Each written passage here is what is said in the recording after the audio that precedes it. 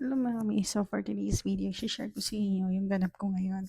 As of now, it's about health. Nasa hospital ako. I'm having my radioactive iodine therapy.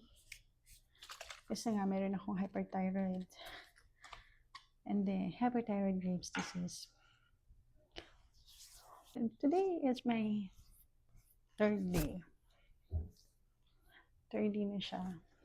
So, ano nga yung radioactive iodine therapy is, meron sila ipapainom sa iyo na capsule, and pag na-admit ka magka-radioactive iodine therapy is kailangan naka-isolate ka.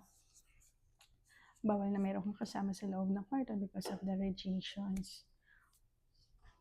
So, 1 week ako mag-i-stay dito.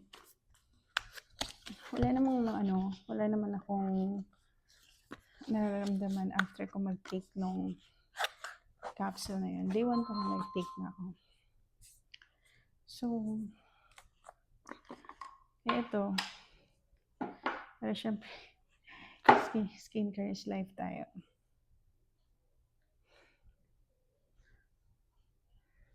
Tapos, chine-check ako everyday